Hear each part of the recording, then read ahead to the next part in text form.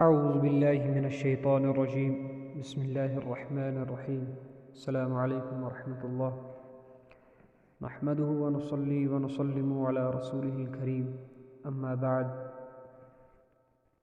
پچھلے درس میں نے آپ سے آخر میں یہ کہا تھا کہ اگلے درس میں وضو کا طریقہ ہوگا، وضو کا مصنوع طریقہ، کیونکہ وضو کے فرائض بھی ہم نے سیکھے ہیں اور وضو کی سنتیں بھی ہم نے سیکھی ہے، تو آج وضو کا مصنوع طریقہ میں بیان کر رہا ہوں آپ کے سامنے، اور اس کے ساتھ ساتھ کچھ مستحبات بھی بیان کروں گا۔ لیکن جو ہم جس کتاب کا ہم درس پڑھ رہے ہیں اس میں وضو کا طریقہ نہیں دیا گیا ہے، بس اس میں جو ہم نے دو درس دیے، پہلے وضو کے فرائض، اس کے بعد وضو کی سنتیں، تو اس کے بعد اس پر دیا ہے کہ وضو توڑنے والی چیزیں یعنی نواقص الوضو جن کو کہا گیا ہے۔ تو پہلے میں آپ کو یہ سکھا دوں کہ وضو کیسے کرتے ہیں، وضو کا مصنوع طریقہ کیا ہے۔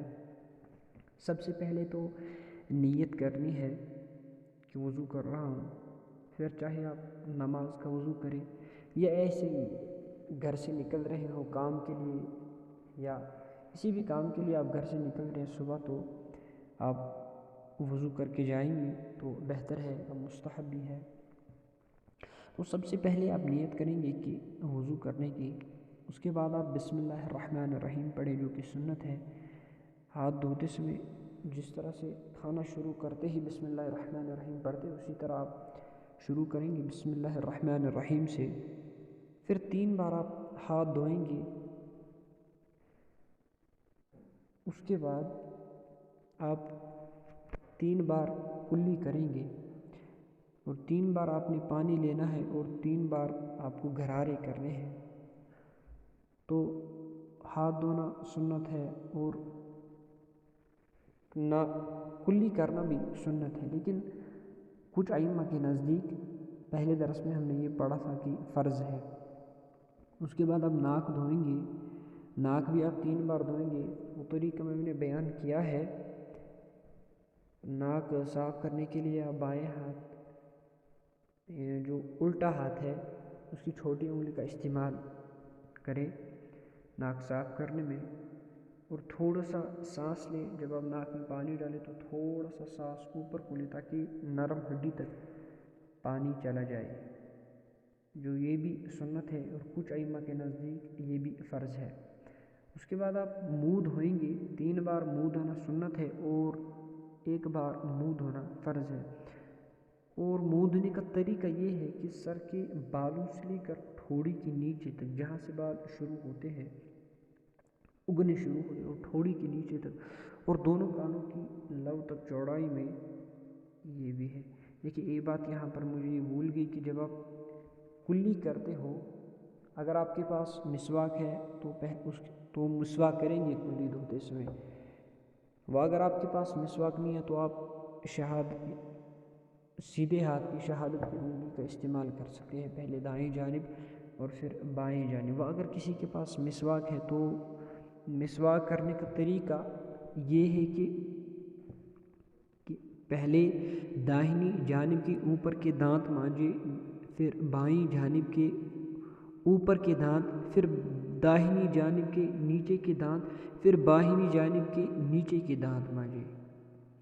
یہ سمجھا رہے بات؟ پہلے دایاں سائڈ لے لیں اوپر کے دانت اور پھر نیچے کے دانت، اور پھر بایاں سائڈ وہ پہلے اوپر کے دانت اور نیچے کے دانت۔ وہ اگر آپ کے پاس مسواک نہیں ہے تو آپ شہادت کی انگلی کا استعمال کر سکتے ہیں یہ کلی کرنے میں۔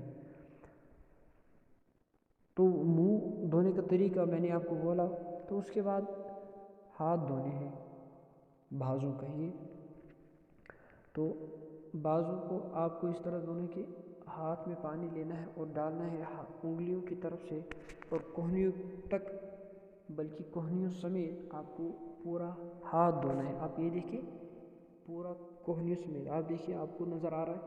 ہاں، تو یہی بہتر ہے۔ یہ 3 بار، 1 بار دھونا فرض ہے اور 3 بار دھونا سنت ہے، اور اچھے سے ملے۔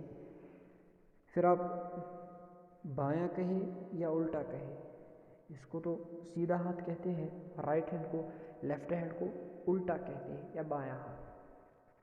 اس کا طریقہ بھی یہی دھونے کا ہے کہ انگلیوں کی طرف سے آپ پانی ڈالیں اور کوہنیوں تک دھوئیں، کوہنیوں سمیت 3 بار دھونا سنت ہے اور 1 بار دھونا فرض ہے۔ اس کے بعد آپ پھر سر کا مسح کریں گے۔ یہ بھی میں نے کہا کہ چوتھائی سر کا مسح کرنا فرض ہے اور پورے سر کا 1 بار مسح کرنا سنت ہے۔ جب آپ سر کا مسح کریں گے، سر کا مسح کرنے کا طریقہ یہ ہے کہ چھوٹی انگلی، جو ہاتھ کی چھوٹی انگلی کو، دونوں ہاتھ کی چھوٹی انگلیوں کو ملائے اس طرح سے، پھر اس کے اوپر جو ہوتی ہے، اور یہ 3 انگلیوں، شہادت کی انگلی اور تھمب کو چھوڑ کر، انگوٹھے کو چھوڑ کر آپ یہ 3 انگلیوں کو ملائے اور پورے سر پر ایسے مارے۔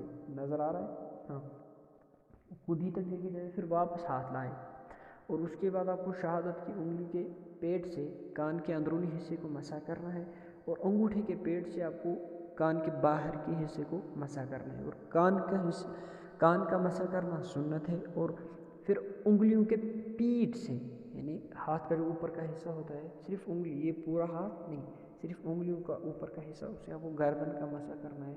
یہی اگر آپ نیک لے لیں پورا، تو اس حصے کو گردن کہتے ہیں اور اس حصے کو گلا کہتے ہیں۔ گلے کا مسح کرنا نہیں ہے، گردن کا مسح کرنا مستحب ہے، سمجھ۔ پھر آپ کو پاؤں دھونے ہیں، پاؤں بھی آپ کو 3 بار دھونے ہیں، پاؤں دھونے فرض ہے۔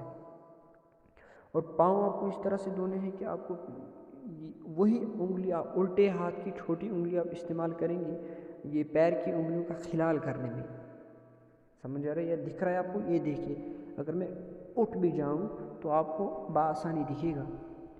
اور ٹخنوں سمیت دھونا ہے، یہ جو پیچھے کا حصہ ہے اس کو آپ کو ایسے رگڑنا ہے، کیونکہ یہاں اگر آپ لوٹے سے پانی پھینکیں گے تو یہاں جو ٹخنوں کے جو پیچھے کا حصہ ہوتا ہے، پیر کا پچھلا حصہ، اس پر پانی پھینکنے سے نہیں آگا، ضروری ملنا ہے اور آپ کو لوٹا ہاتھ میں لے کر پانی بہانا ہے وہاں سے۔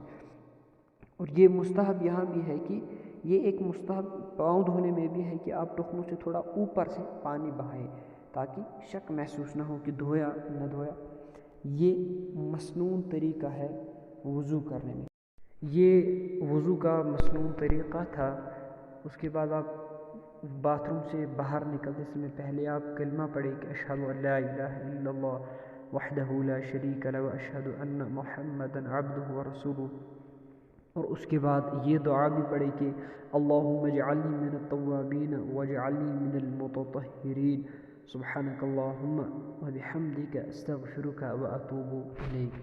آپ 1-2 بار یہ سنیں تو یاد ہو، ذہن نشین ہو جائے گا انشاءاللہ، اور اللہ تعالیٰ آپ کو بھی اور مجھے بھی عمل کرنے کا، اس پر عمل کرنے کی توفیق عطا فرمائے۔ اور کچھ مزید مسئلے جو ہوں گے وضو میں جو آپ کو سمجھ نہ آئے ہوں گے، یا کچھ اور بھی مزید مسئلے ہیں جس میں کنفیوژن لگ رہا ہو، تو آپ پوچھ سکتے ہیں، بآسانی آپ پوچھ سکتے ہیں۔ السلام علیکم۔